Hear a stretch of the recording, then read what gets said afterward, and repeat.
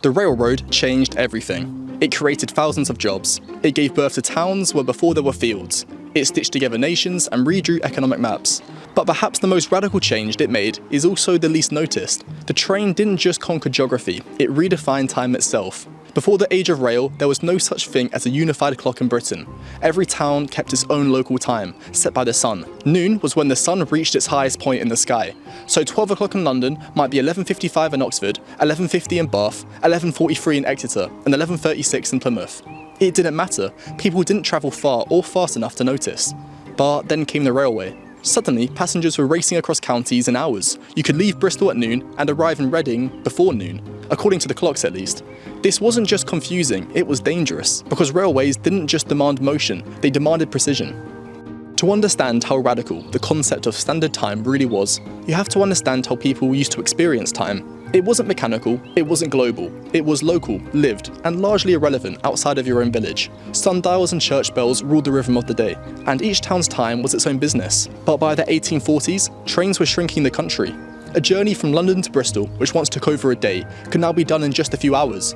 And as railway companies extended their lines, they quickly discovered that using local time didn't just slow them down, it made scheduling nearly impossible. Timetables became mathematical gymnastics. Conductors and passengers had to know the time difference between stations down to the minute. In some cases, they needed printed tables listing the corrections. London time plus 4 minutes here minus 10 minutes there. And in an era where train stations were running hundreds of services a day, even a 5-minute error could be catastrophic. The solution was obvious, but implementing it would take more than clever engineering. It would require reshaping how an entire nation thought about time. In November 1840, the Great Western Railway made a decision that would set the standard. All trains on its network would now run on London time, also known as Greenwich Mean Time. Not Bath time, not York time, London time. Other railway companies soon followed, and over the next few years, the entire British railway network aligned itself to the same clock. By 1847, almost every major rail company had adopted GMT for their operations. But this wasn't just a technical change, it was a cultural one. People weren't used to submitting to a time standard created elsewhere. Public clocks in towns like Bristol, Exeter and Oxford continued to display their own local time. In fact, some clocks famously installed a second minute hand, one for local time, one for London time, so the residents could see both versions of now side by side. Even churches resisted.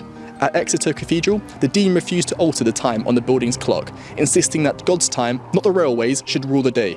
But the tide was turning, because another piece of technology was about to make the issue irrelevant: the electric telegraph. Telegraph wires now stretched alongside railway tracks, carrying not just messages, but time signals. By the 1850s, a master clock at the Royal Observatory in Greenwich was transmitting the official time across Britain. Signalmen and station masters could now synchronise their clocks in real time with a central authority. It was the first time in history that a nation could know the exact same moment simultaneously.